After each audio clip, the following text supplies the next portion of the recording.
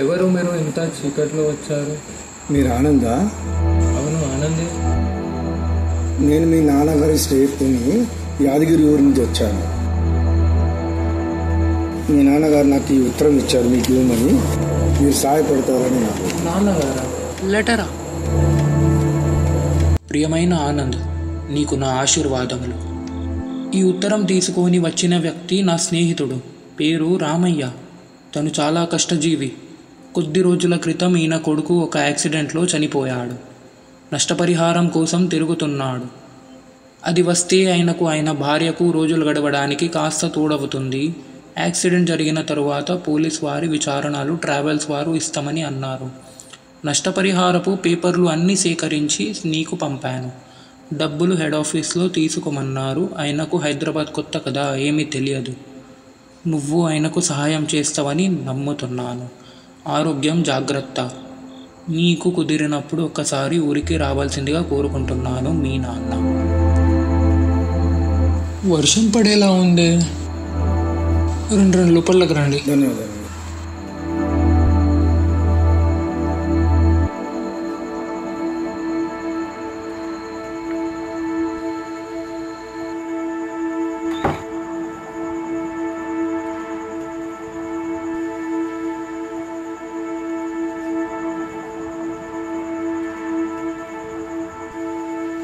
మరి భోజనం చేశారా మీరు?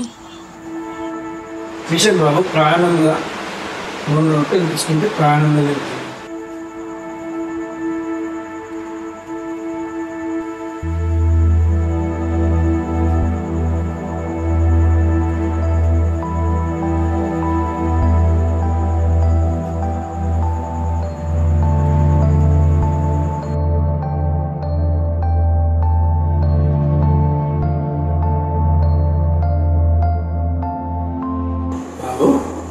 చెప్పండి రామయ్య గారు. కూర్చో. నేను కొద్దిగా దుఃఖ పరిస్థితుల్లో ఉన్నా. ఈ ఫోటోలో ఉన్న నా అబ్బాయి మహేష్, నా కొడుకు, ఇంతలోనే కార్ ప్రమాదంతో చనిపోయాడు. దానికంటే ముందు 2 కొడుకులు కూడా ఉండేవి. వారు కూడా వేరే కారణంతో చనిపోయారు. ఇప్పుడు నా ఆర్థిక పరిస్థితి చాలా బాధగా ఉన్నది. ఇప్పుడు ముందు ఇతను ఉన్నప్పుడు నేను మా జీవితం మొత్తం ఇతని జీతంతోనే బతుకుతుంటుంది. నేను ఇప్పుడు నాకు ఆర్థిక పరిస్థితులకు చాలా సహాయం కావాలి. మీ నాన్నగారు నాకు ఈ ఫైల్ ఇచ్చారు, మీకు ఇవ్వమని. మీరేమైనా దీని పరిహారం గురించి ఏమన్నా సహాయపడతారని నేను కోరుతున్నాను.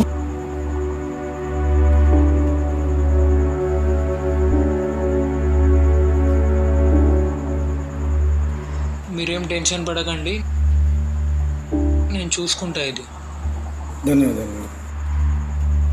ఇవి ఉండాలి ఇప్పుడు ఫైల్. నేను చూసుకుంటాను. రెస్ట్ తీసుకోండి కొంచెం మీరు.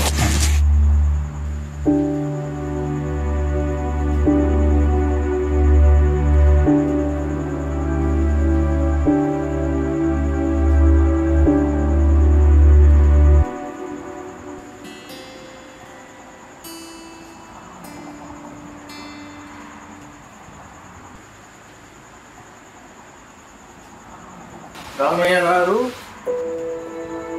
ఎందుకు నాన్నగారు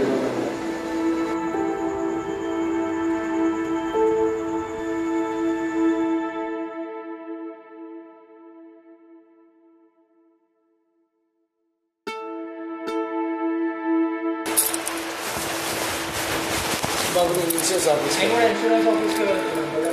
ఎందుకు శ్రమ పడుతున్నాను? పర్లేదండి, ఇవాళ నేను ఆఫీస్ లీవ్ పెట్టాను.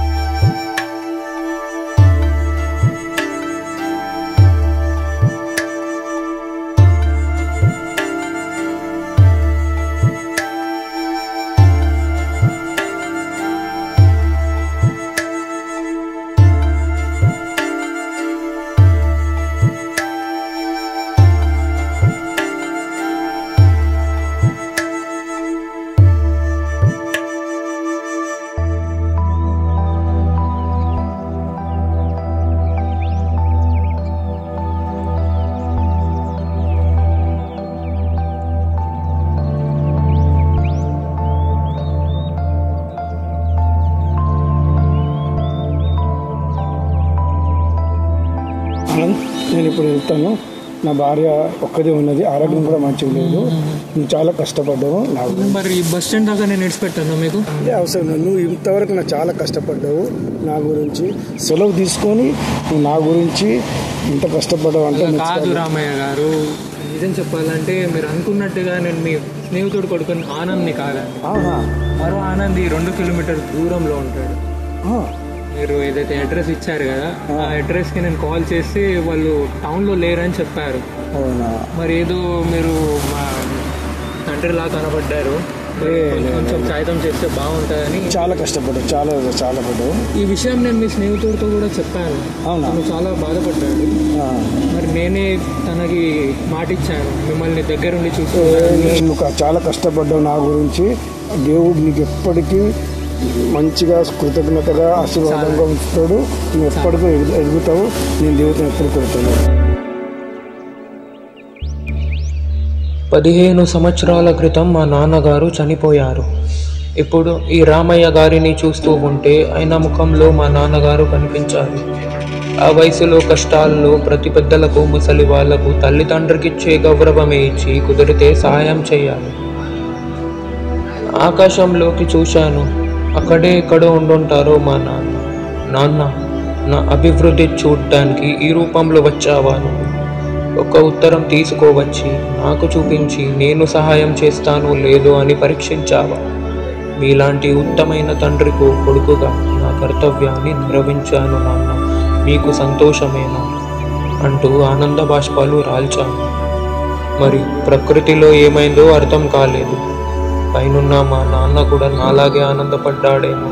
అందుకే ప్రకృతి రూపంలో చల్లటి గాలైన నన్ను ఆశీర్వాదించాడేమో.